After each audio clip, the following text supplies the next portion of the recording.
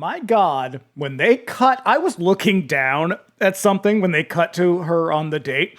And then the dress she's wearing? And then I looked up and I almost screamed.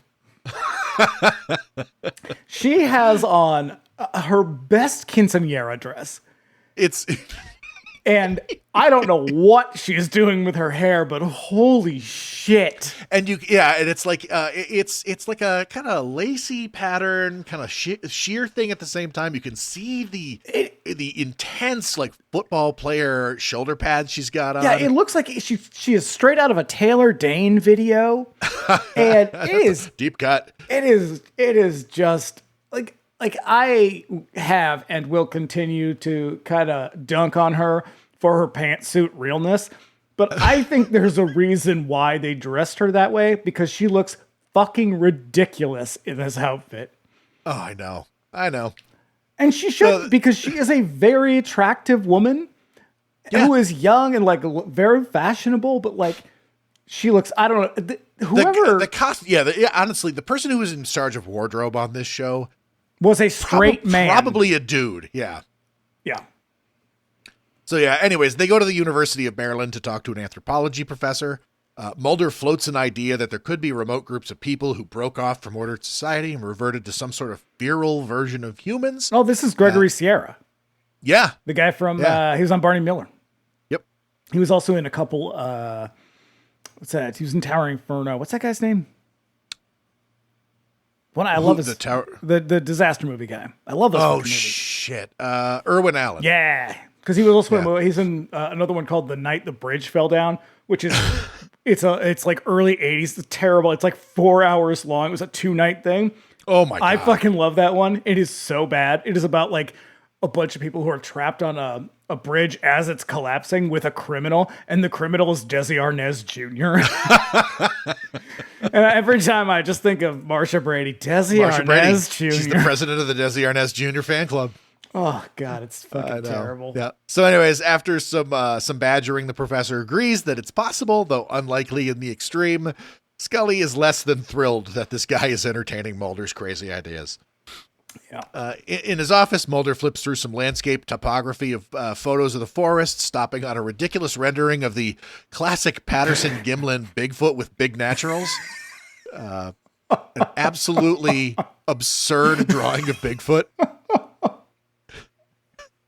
Because it's just Bigfoot with tits.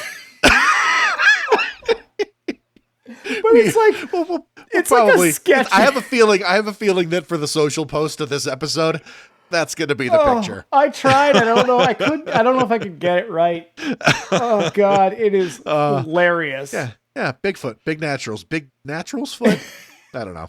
Meanwhile, on her date, Scully has her dinner with Mr. Wonderful, as we said. And he's always like, he does a thing. So he does is talk about his children, because apparently, like he's divorced. Yeah, he's supposed to be like he's a great dad. He's a good catch. It's like he looks like a Republican.